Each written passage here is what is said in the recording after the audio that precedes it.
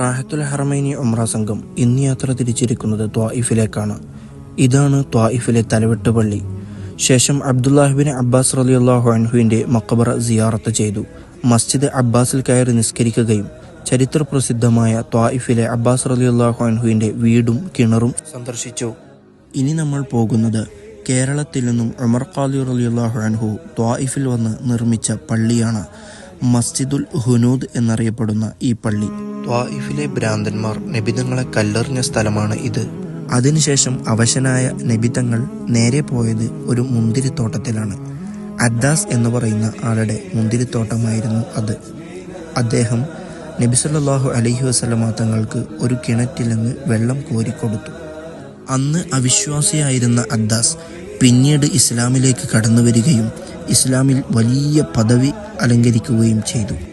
അദ്ദേഹത്തിൻ്റെ പേരിൽ ഇപ്പോഴും ത്വായിഫിൽ മസ്ജിദ് അദ്ദാസ് എന്ന പേരുള്ള ഒരു പള്ളി നമുക്ക് കാണാൻ കഴിയും. ഇനി നമ്മൾ കാണുന്നത് അലി ഇബ്നു അബി ത്വാലിബ് റളിയല്ലാഹു അൻഹുവിൻ്റെ പേരിലുള്ള ത്വായിഫിലെ പള്ളിയാണിത്.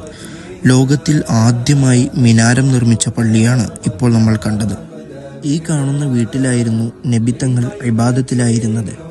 മുകളിൽ നിന്ന് ശത്രുക്കൾ വലിയ പാറക്കല്ല് ഉരുട്ടിവിട്ടപ്പോൾ നബി തങ്ങളുടെ വീടിൻ്റെ മുകളിൽ വീഴാതെ അവിടെ തടഞ്ഞു നിന്ന രംഗമാണ് നമ്മൾ കണ്ടത്.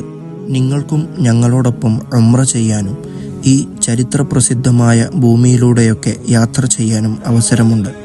താഴെ കാണുന്ന നമ്പറിൽ വിളിച്ച് ഉടൻ തന്നെ ബുക്ക് ചെയ്യേണ്ടതാണ്.